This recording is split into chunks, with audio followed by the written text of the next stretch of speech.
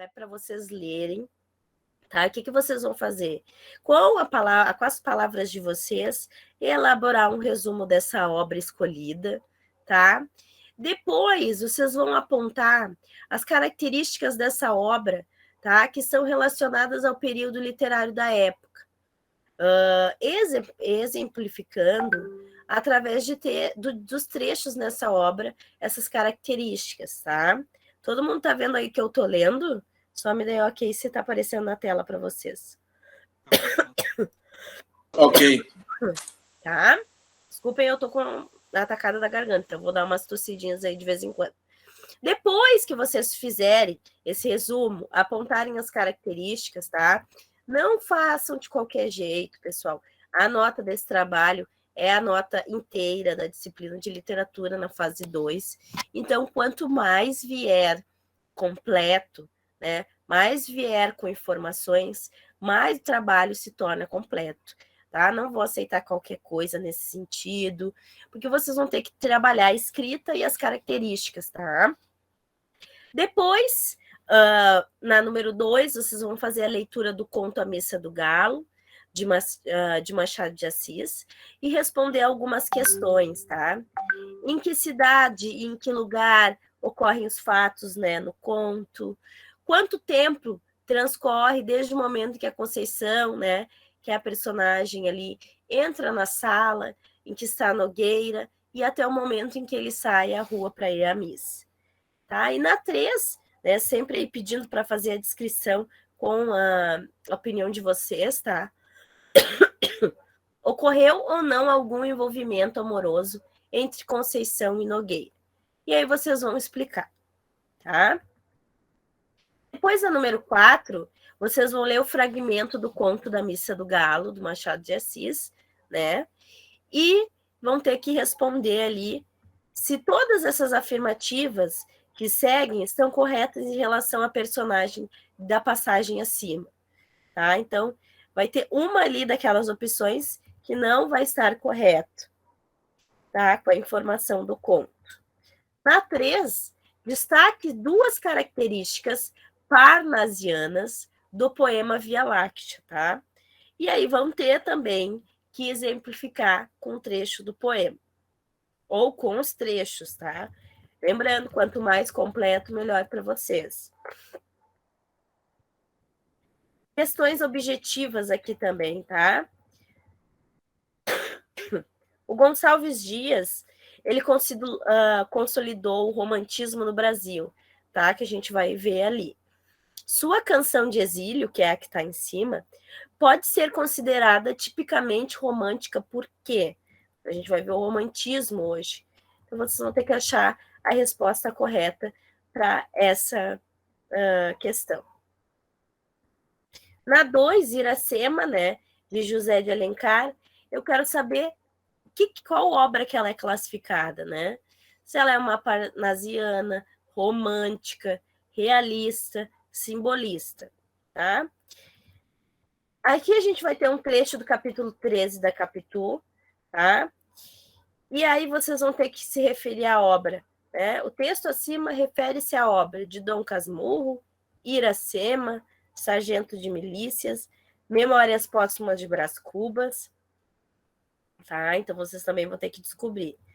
A 4 são características da primeira geração do romantismo brasileiro, exceto, então tem uma ali que não entra nas características do romantismo brasileiro, e são entre as principais características do simbolismo. Então, se eu tenho uma alternativa ali que dá a principal característica do simbolismo.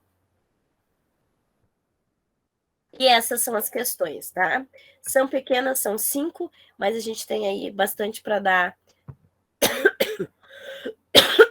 As primeiras dão as características, tá? Então, descrever bastante essas características e detalhadas do texto. Alguma dúvida sobre o trabalho? Foi tranquilo. Tranquilo? Todo mundo entendeu bem o que é para fazer, né? Sim. Tá bom. Então, vocês têm aí até... Vamos dar aí, eu dou entre sexta até amanhã, trabalho até segunda, tá, galera? Aí vocês encaminhem lá onde vocês sabem direitinho e encaminhe para mim ali depois, tá? A escola encaminha para mim corrigir o trabalho. Bom, então na apostila 2 aí, né, de literatura, a gente vai falar sobre 4 tempos, né? A gente vai falar sobre períodos romântico, o realismo e o naturalismo, o parnasianismo e o simbolismo, tá? Esse aí vai ser o nosso conteúdo de literatura. Então, vou compartilhar aqui com vocês agora.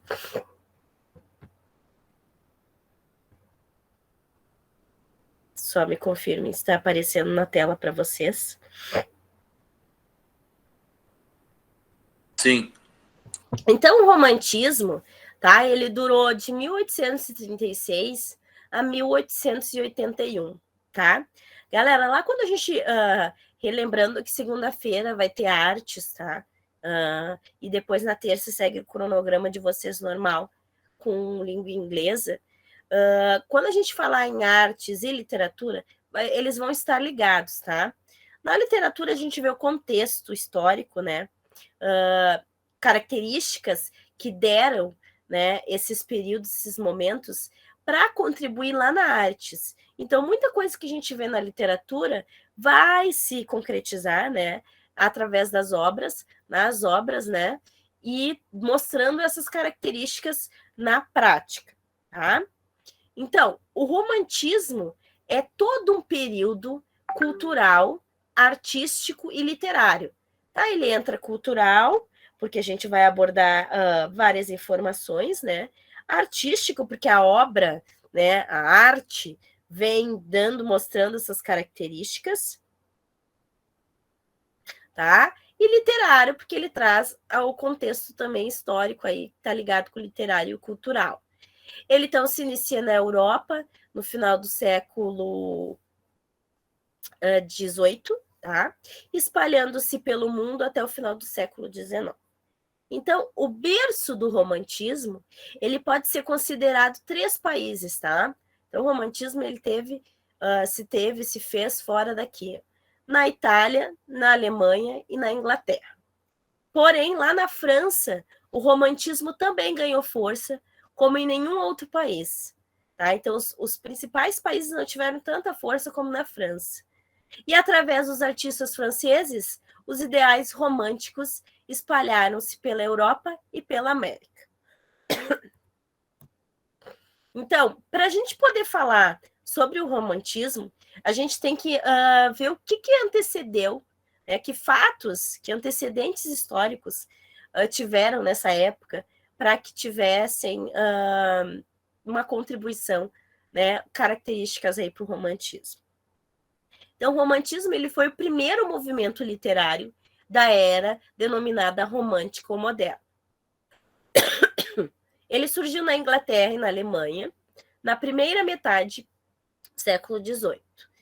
As ideias românticas ganharam maior impulso a partir do advento da Revolução Francesa, que foi em 1789, tá? E se difundiram pela Europa e pelas Américas. Essas transformações revolucionárias atingiram todos os segmentos, tá? Social, econômico, político, filosófico, artístico, cultural. A humanidade acompanhava mudanças profundas e fundamentais para a formação de uma nova identidade mais idealista, tá? Então, o que possibilitou o desenvolvimento da estética romântica. Então, os ideais, a opinião, a questão de colocar as ideias aí, né, ganhou-se força com o passar do tempo. Então, quais são esses fatores históricos decisivos, né, para essa transformação? A queda dos sistemas do governo tirânicos, tá? Os ideais de liberdade e igualdade, então, até aí se tinha uma ideia muito engessada, e aí foi se desenvolvendo os ideais de liberdade e igualdade, formação de uma mentalidade nacionalista, a consolidação do pensamento liberal, então, né, mentes abertas, muros quebrados para o desenvolvimento de ideias. A Revolução Francesa, a Revolução Industrial Inglesa e a Declaração Universal dos Direitos Humanos. Então, é um período, são fatores que mostram que tiveram várias revoluções, várias quebras de conceitos, né, de ideais, para que as pessoas pudessem mostrar, né, os seus ideais e pensamentos. Então, o romantismo, quando a gente fala da arte burguesa, tá? Essa burguesia vitoriosa na Revolução Francesa, nessa revolução que aconteceu, experimentou franca ascensão e afrontando os poderes da monarquia. Então, eles não queriam mais seguir aquilo engessado. Eles exigiram seu espaço na estrutura sociopolítica, bem como ao cumprimento dos ideais de sua bandeira revolucionária. A utopia, né? Liberdade, igualdade, fraternidade. Eles valorizaram o trabalho, o comércio, a indústria e todos os meios capazes de gerar lucro. Então, além disso, o nacionalismo está bem definido, bem implícito aí, né? Para que esses ideais dentro dos direitos, né? Dos deveres, eles pudessem ser amplo, né? Ser liberto. Os burgueses, ansiosos por adquirir cultura, passaram a ser mecenas, ou seja, né, eles patrocinaram a arte que correspondia aos seus interesses. Então, uma troca de favores, né? Os burgueses aí queriam ampliar o negócio deles, então acharam a ideia boa ser deixar essa independência, essa ideia de ideologia, mas que correspondia aos interesses deles. Então, eles também não eram bobos, né? Foi criado o drama para o público burguês, inventou-se a narrativa em forma de romance para os leitores ansiosos por consumir cultura e a arte burguesistas. Então, a arte se fez ali, né, como o intuito de comércio mesmo, de venda, né? As características românticas, então. Uma das características é a valorização de elementos populares. Surgiu de relação entre a burguesia e o romantismo e objetivada a retirar o privilégio da elite aristocrática. Tá? Então, essa valorização de elementos populares intensificaram os temas ligados à vida urbana, incentivou-se público a participar de manifestações culturais. Então, a característica romântica é a valorização do povo, né? Dessa união de povos e de culturas diferentes, né? Com que se faz a arte e com que se faz uma característica romântica. Outra característica romântica é a imaginação criadora. Se tornou uma libertação da arte, agora afastada das rígidas regras clássicas. Liberdade para a forma e para o conteúdo. Criação de mundos imaginários nos quais o romântico acreditava. Então, a imaginação criadora entra na questão de, através da arte imaginária, né, se passar a ideia de uma liberdade, de uma arte aberta a se fazer imaginação de todas as formas. Também é característica do romantismo o nacionalismo, que a gente vem falando aí desde as características, desde o contexto histórico, né? Louvor e exaltação de pátria, eles resgatavam as origens de cada nação, né? Então, um povo em prol do nacionalismo e de grupos revolucionários, né? Então, esse nacionalismo também valorizava os elementos da terra natal, dos bens, das riquezas nacionais, das paisagens naturais, né? E isso no romantismo, ele é descrito, ele é relatado, né? Essas paisagens, esse povo. Então, a gente encontra bastante nas obras escritas essas características, tá? Eles exaltavam-se as personalidades e os heróis da história, os valores gloriosos da pátria. E no Brasil, vindo para o nosso país, houve a valorização do passado colonial, né? O índio foi tomado como herói nacional, repleto de glórias que só existiram nos ideários românticos, né? Porque a gente sabe que o índio não foi bem o herói, né? Outra forma de nacionalismo brasileiro foi conhecida na terceira fase, né, desse romantismo, quando o escravo e os ideais de liberdade ocuparam os versos condoreiros. Então, essa a nossa nacionalidade dentro do romantismo foi um pouquinho distorcida, né? Para que ele tivesse a característica de um nacionalismo feito e democrático, né? Mas a gente sabe que não foi essa característica. Dentro ainda da característica do romantismo, a gente tem o subjetivismo, que é a atitude individual e única. A poesia não assume mais os moldes clássicos, e sim a vontade do eu criador. Então, quando o autor vai escrever ali o romantismo, ele vai fazer um subjetivismo, ele vai falar de si mesmo e dos sentidos que ele sente, né?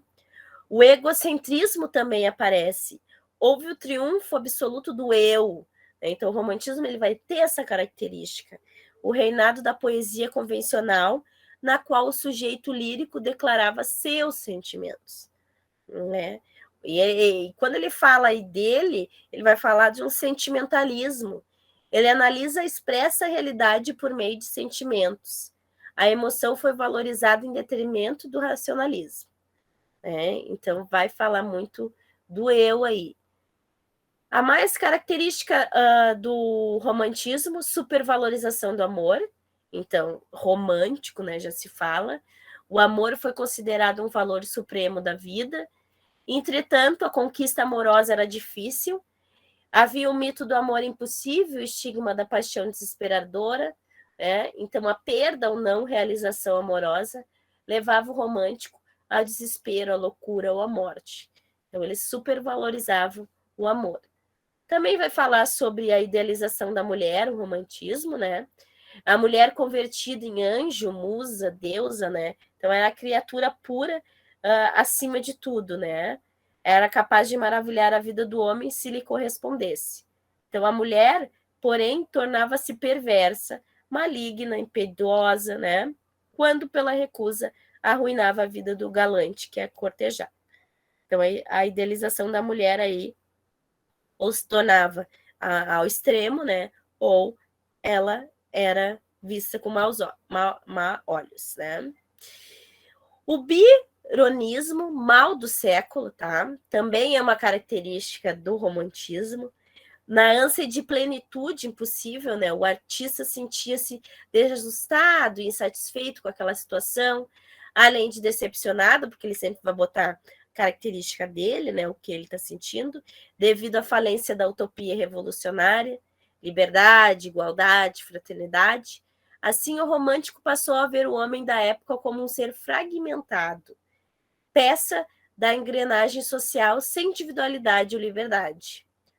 Esses desajustes e as insatisfações conduziram ao mal do século, definindo como a aflição e a dor dos descontentes com o mundo. Então, esse mal do século que se diz era a influência do modo de vida do poeta inglês, tá? Que era o Lord George Byron. O protótipo do herói romântico, sombrio, elegante e desajustado. Então, ele vai trazer a questão da mulher, do amor, e como que esse homem se sente perante a sociedade e lidando com esse romantismo, tá? Os aspectos estilísticos, tá? Do romantismo. Os românticos, eles abandonam a forma fixa, raros aos sonetos, oitavas, né? Poemas mais engessados. Eles abandonam o uso obrigatório da rima e acabam valorizando o verso branco. Eles negam gêneros literários em que abandonam o tradicional, fazendo com que alguns gêneros não fizessem mais parte, como a tragédia e a comédia, onde foram surgindo outros. Tá? Então, eles deixam de lado gêneros como a tragédia e a comédia e surgem aí o drama, que ele vai contar o drama romântico que o autor está vivendo, e o romance de costumes, entre outros. Quais as contribuições culturais do romantismo? Tá? O romantismo promoveu uma ruptura com as concepções clássicas da arte e permitiu uma revolução cultural. Ele também enriqueceu a língua portuguesa com a incorporação de neologismo e a aproximação entre a língua literária e a língua oral e coloquial. Então, o romantismo ele vai fazer essa quebra da gramática, tá?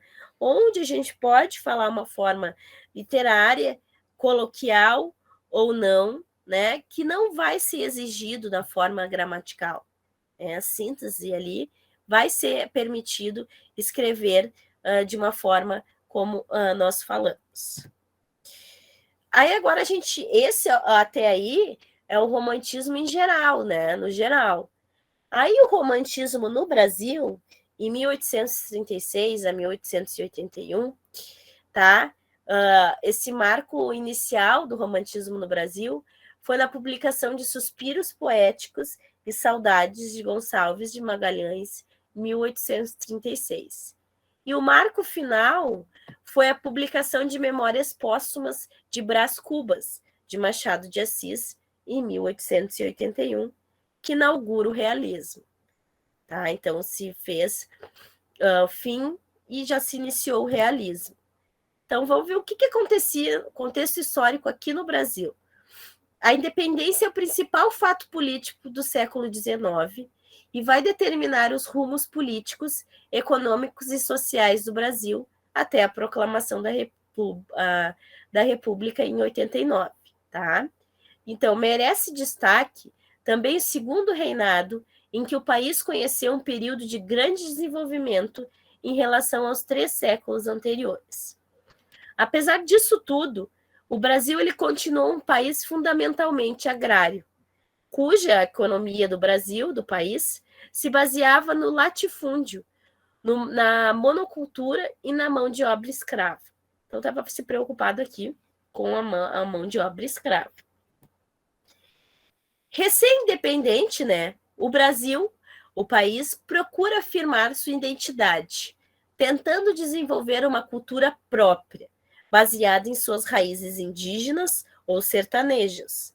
No entanto, isso se faz a partir da reprodução dos modelos no romantismo europeu, o que reflete o caráter intrinsecamente contraditório do romantismo brasileiro.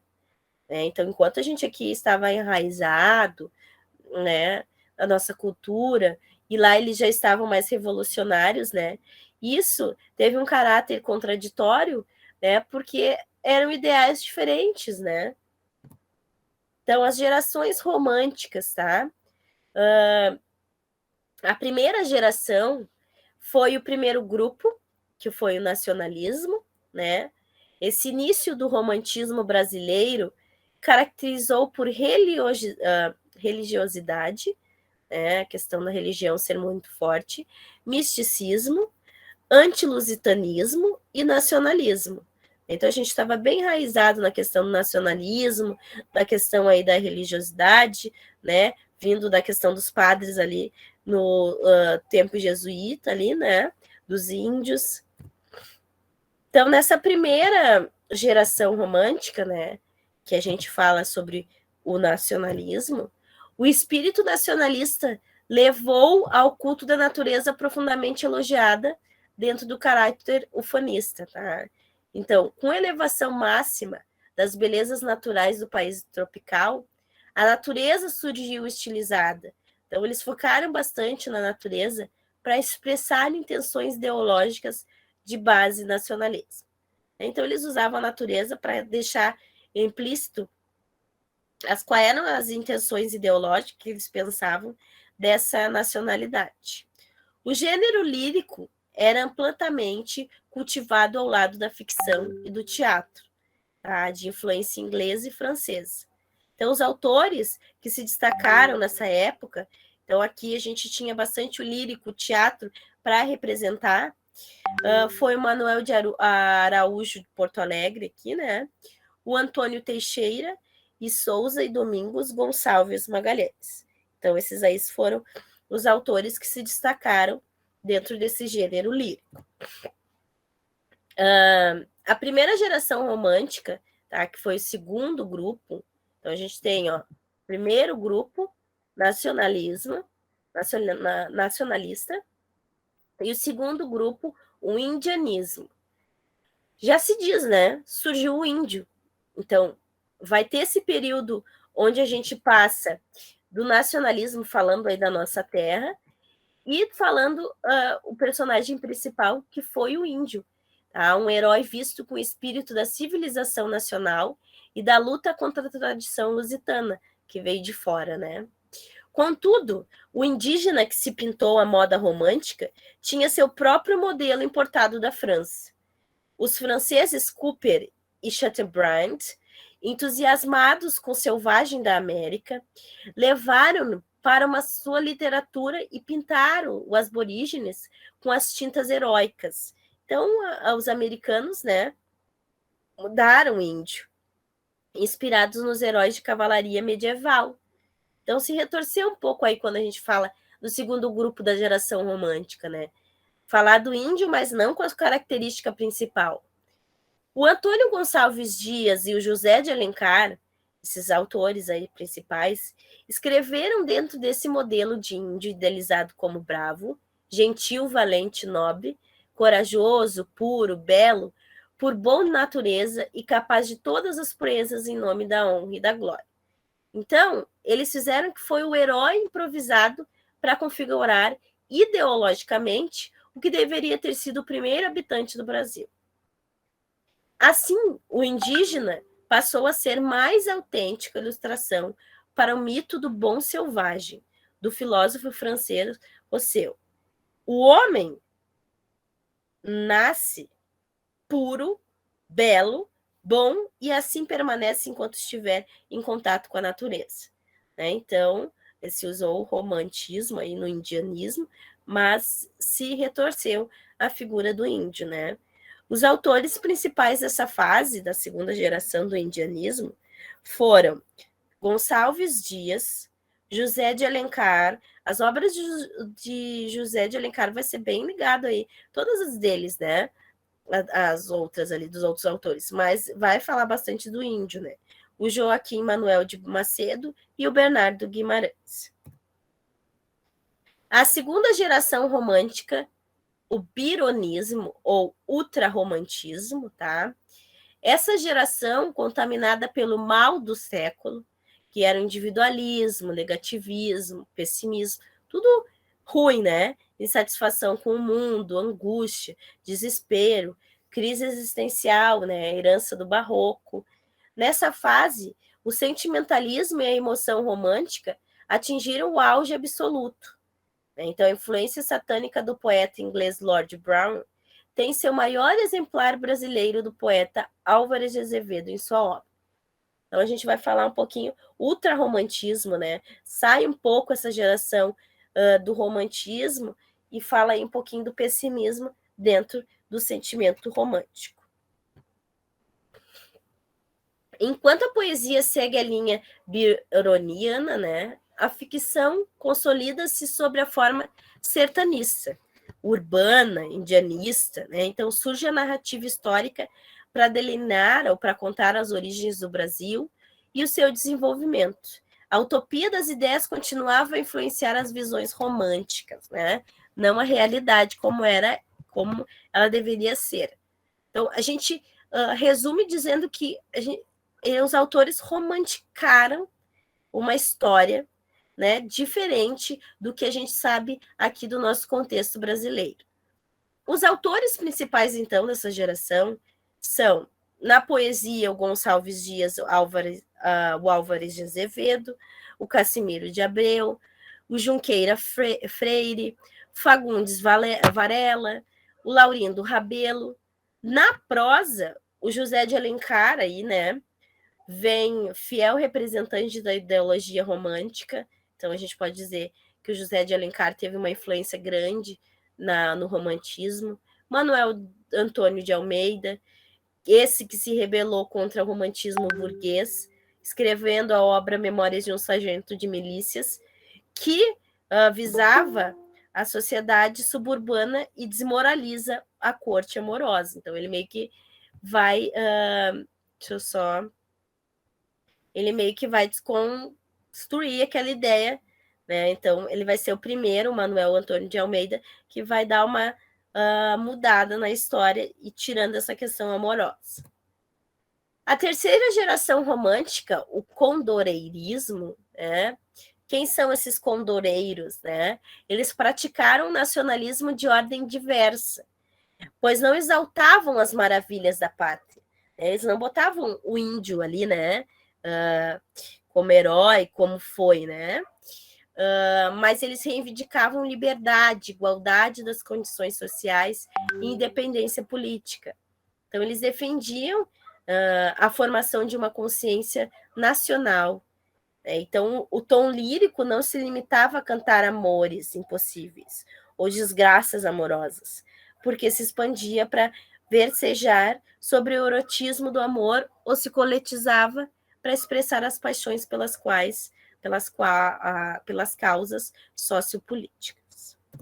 Então, era uma angústia dos autores aí, né? Os assuntos centrais ligavam-se à Guerra do Paraguai, à abolição da escravatura, à luta pela proclamação da República. Aí aqui a gente já entra com a questão do homem negro, que transformou-se em personagem real e sofrida, então a realidade, né, no canto dos condoreiros, né? O condor é uma ave altaneira, né? Então ele vai exaltar aí o negro. O grande condoreiro do Brasil, né, o que tomou a frente na terceira geração do romantismo, foi o Antônio Frederico de Castro Alves, que foi o dono de uma poesia vibrante que evocava o liberalismo idealizado e repelia a vergonha, né? Ele ia contra a vergonhosa escravidão, denunciando as condições desumanas em que os escravos viviam. Então, a gente, na terceira fase desse romantismo, já foi uma transição para o realismo. Então, no finalzinho do romantismo, os autores já queriam abrir os olhos para a realidade, né? Pois esses condoreiros apoiavam-se numa filosofia de caráter humano realístico, contar a verdade, né? Então, a influência de Victor Hugo, as preocupações com a forma, o erotismo do lirismo, né, amoroso, desmarcavam novos caminhos para a literatura por vindoura. Então, os autores dessa terceira geração foram Joaquim de Souza Andrade, Tobias Barreto, Flank Távora e Visconde de Taunay e Castro Alves. Como é que era a prosa nesse romantismo, né? Antes do período artístico romântico, as composições em prosa eram menos frequentes. A prosa literária desenvolveu-se no romantismo. A espécie preferida pelo público era o romance de temática sentimental. E eles cultivavam gosto pelos folhetins, histórias de amor, editadas em jornais com capítulos publicados em série. Primeiro romance romântico brasileiro, tá, que foi em 1843, é O Filho de Pescador, de Teixeira e Souza. Esse romance, ele impulsionava o apego sentimental do público, foi A Moreninha, de Joaquim Manuel de Macedo, uma história de amor convencional, publicada em 1844, que fixa os costumes da sociedade carioca da época, contaminada por francesismos. Então, que tipos de romance a gente tem, né? O romance histórico indianista, que fala aí da cultura da história do índio, romance regionalista, vai pegar a região, né? Vai falar da nacionalidade. O romance urbano, também falando da questão urbana. E o romance analítico, onde vai analisar essa criticidade aí para contar a realidade aí dos fatos. Quais foram os principais autores e obras em prosa, então? O Bernardo Joaquim da Silva Guimarães, tá? As principais obras dele, né? O Seminarista, Escrava Isaura, O Garimpeiro, né? O Seminarista é uma obra mais notável que se critica o celibato celestial, que apresenta, né, o apelo ao sexo, contrário da corte amorosa de romantismo, né? Então, esses temas característicos deles, né, nesses autores, romance basicamente regionalista, com uma intriga amorosa indispensável, desenvolvida entre personagens boas ou más ao extremo. passagens minuciosas, detalhadas, descritas e hábitos regionais do povo mineiro. O Alfredo também Taunay também é o autor de um dos melhores romances regionalistas do romantismo. Ele escreveu Mocidade de Trajano, A Retirada de Laguna, né? E aí a gente vai trazer várias características aí das obras. O José Martiniano de Alencar foi o ficcionista que mais agradou o gosto do público burguês, tá? Porque ele consolidava o romance nacional brasileiro. Então, ele retrata posturas políticas e burguesas em sintonia com a mentalidade de homem conservador, né? Ele era um nacionalista fiel que atacava as formas literárias importadas, vindas de fora, e a timidez verbal dos poetas que se propunham ao cantar no Brasil. Então, ele escreveu a carta sobre a Confederação dos Tamoios, em que criticou, então ele era bem crítico, a obra épica de Gonçalves de Magalhães por sua falta de energia e de brasilidade. Então, ele queria mais o nacionalismo nas obras. Tá? Ele sempre com uma linguagem requintada. Alencar inventou um passado glorioso para o Brasil, com o índio herói. Então, ele vai fazer essa figura do herói fantástico índio, né? Retratou a vida urbana em meio às intrínsecas amorosas mais instigantes, né? Conflito sentimental marcado por um final feliz, né? Isso a gente vê na obra Senhora, né? Que pode ou não ser interrompida com uma morte trágica, como em Lucille. O Manuel Antônio de Almeida, né? A principal obra dele, que a gente falou já aí nos contextos históricos, foi a Memórias de um Sargento de Milícias, tá? Qual era o tema ali característico desse romance? Ele apresentava elementos que contradizem as convenções literárias da época, tem como cenário as ruas e os casebres do Rio de Janeiro.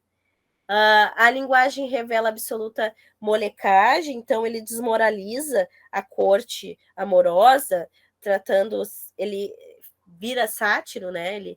Ele vai fazer uma crítica ao sentimental. Ele descreve cenas populares com um toque de realismo. E é um documentário mais real da sociedade daquele tempo, né? E aproximava-se do que seriam as narrativas dos realistas naturalistas. Então, aí estão os principais autores do romantismo: Bernardo Guimarães, Alfredo Taunay, José de Alencar e Manuel Antônio de Almeida. A poesia no romantismo, tá? A principal característica dela é a expressão plena dos sentimentos pessoais, com os autores voltados para o seu mundo interior, fazendo da literatura um desabafo, né? Usando como meio a literatura, fazia-se um desabafo e uma confissão. Então, a vida passa a ser encarada de um ângulo pessoal, em que sobressai o intenso desejo de liberdade. O estilo romântico revela-se inicialmente idealista e sonhador, depois crítico e retórico, mas sempre sentimental e nacionalista. O Antônio Gonçalves Dias, então, vai ser o principal que consolidou o romantismo brasileiro com a poesia de alta qualidade. Tá? Então, ele teve obras conhecidas como Primeiros Cantos, né? Quais eram os temas que ele abordava? O lirismo amoroso, o indianismo, questão do índio, e o exílio, né? A confissão aí dos índios. Então, a gente tem aí exemplo da canção do exílio dele, que vai estar no trabalho de vocês aí, né? A gente já tem as características, né, dele aí para ser abordada. O Manuel Antônio de Azevedo é o poeta brasileiro que mais autêntico, né, representou o bironismo, né, sendo mais individualista, pensando nele, e sofrido poeta do romantismo, autor de uma poesia confessional, então ele confessava os sentimentos dele, que exprime sentimentos, dores e emoções do eu lírico ultrarromântico. E ele morreu cedo, ele morreu aos 21 anos, tá? As principais obras dele: Pedro Ivo, Lira dos 20 anos e Conde Lobo. O Joaquim de Souza Andrade, né, As obras principais dele é Guerra Errante, obras poéticas, os temas que ele abordava, né? Souza Andrade era adepto das causas republicanas e abolicionistas, né? Então, a poesia é marcada por originalidade, inovadora e revolucionária, afastada dos modelos românticos. A linguagem dele era ousada e aproximava-se da realidade. O vocabulário dele era diversificado, com palavras em inglês, expressões indígenas, então ele acrescentava essas informações, né? Antônio Frederico de Castro Alves, ele nutria um grande amor patriótico, né? Acreditava representar o espírito nacionalista do povo brasileiro, tendo escrito poemas de louvor para exaltar os efeitos populares, né? É um dos mais expressivos talentos da poesia brasileira, apesar de ter morrido também bem cedo com tuberculose, encarou a morte com realismo e amargura. As principais obras dele, Espumas Flutuantes e poemas Vozes da África e Navio Negreiro. Quais os temas que eles, características dos temas dele? Uma poesia da natureza, né? Ele personificou a natureza, que aparece em todos os enfoques, lirismo amoroso, uma poesia social condoreira, tá? Então a gente fala aí, quando fala do romantismo, essas são as principais características, tá? Agora a gente vai falar do realismo e do naturalismo no Brasil, que foi na segunda metade do século XIX. O realismo, então, ele teve início em 1881, com a publicação de Memórias Póstumas de Brás Cubas, do Machado de Assis. Lembra lá que eu falei para vocês que o realismo, ele já, no fim do romantismo, ele já se dava as características principais, né? Ai, acho que vai acabar o nosso tempo. Deixa eu ver. Daqui a pouco vai acabar o nosso tempo e eu acho que para terminar um pouquinho o conteúdo, daí eu vou mandar outro link para vocês, só para me terminar, tá? Então, o naturalismo iniciou em 1881 com a publicação de Um Mulato, do Aloísio de Azevedo. Então, esses aqui são os principais personagens do realismo, Machado de Assis e Aloísio de Azevedo. Foi uma época de mudanças, tá? A ciência já se impunha com uma única explicação para todos os problemas da humanidade. Então, a visão idealizada do mundo e da sociedade já era substituída por uma concepção de vida pautada em atitudes materialistas e científicas.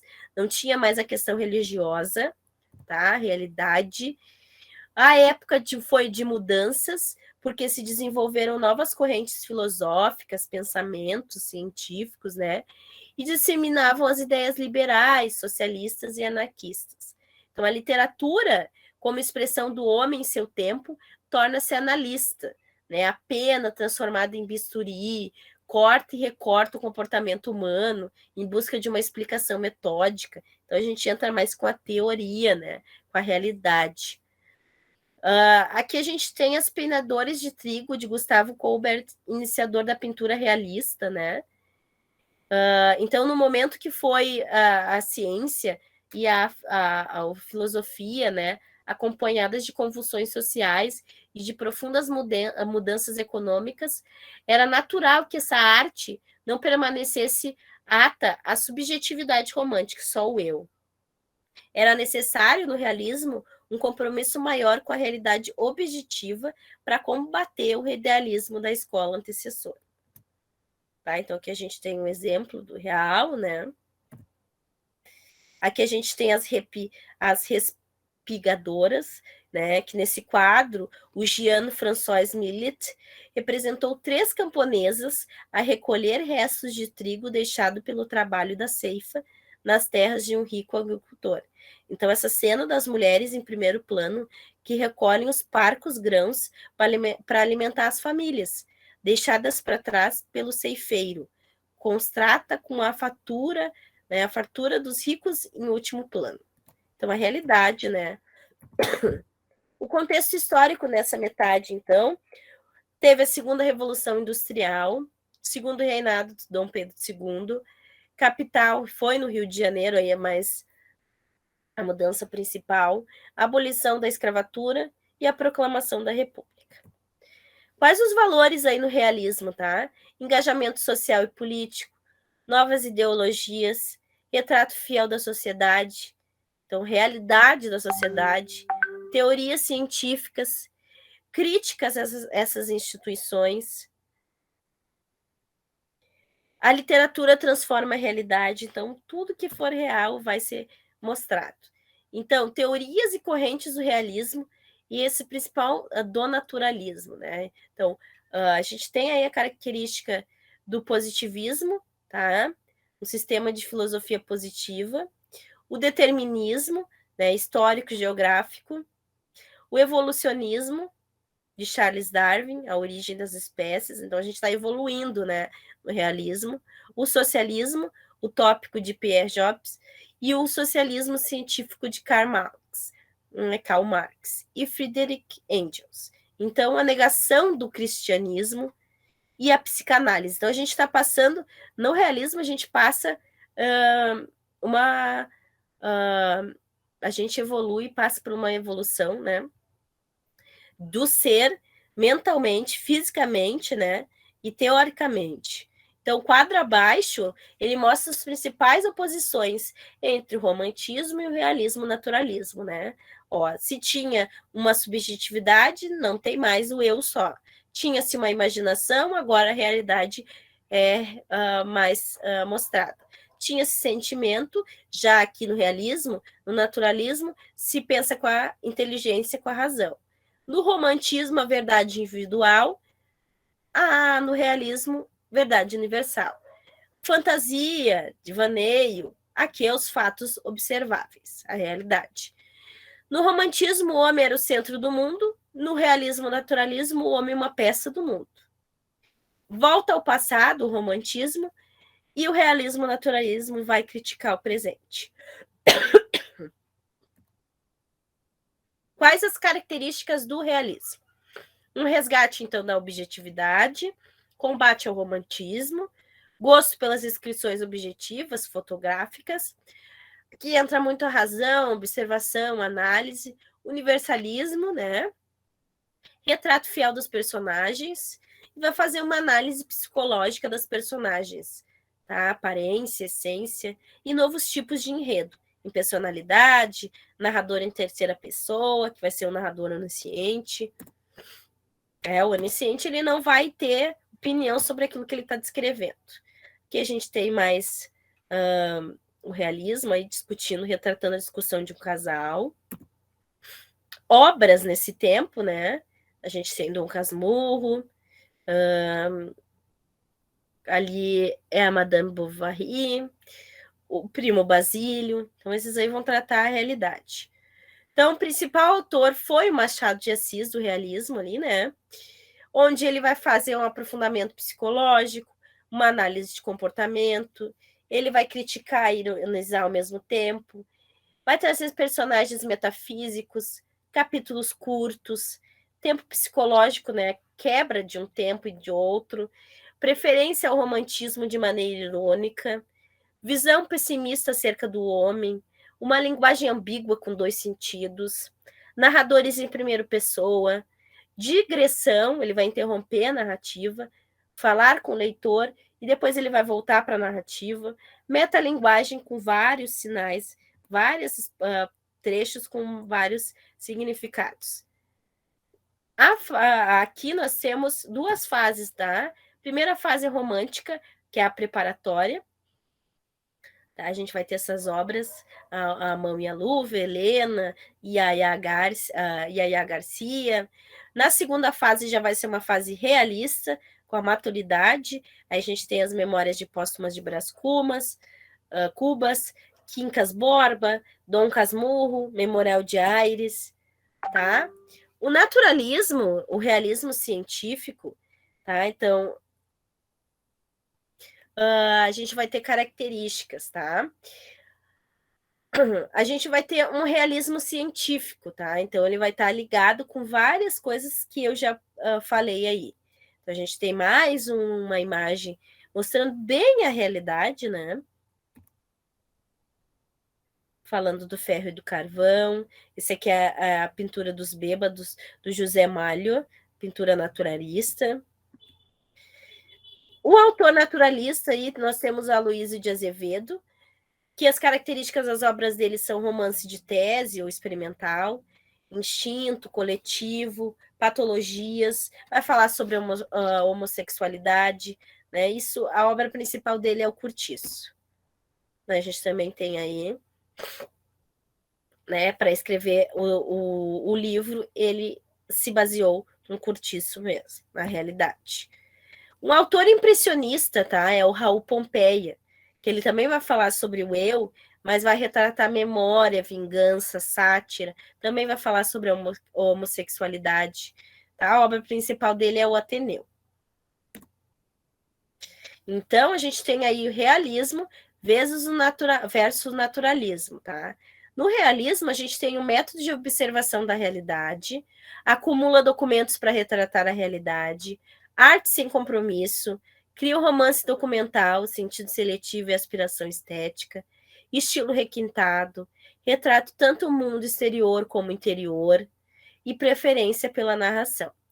No naturalismo, o método de experimentação é científica, percebe o mundo como laboratório biossocial, tem preocupação de reformas sociais, desenvolve o romance, experimental de tese, aspectos deploráveis e vulgares da realidade, mais do que a forma, o importante é oferecer pedaços de vida, apoia-se no mundo exterior e nas ciências naturais, e preferência pela descrição. Tá?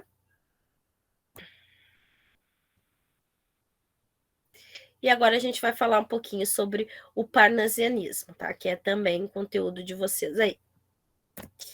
Então, o que foi o parnasianismo, né?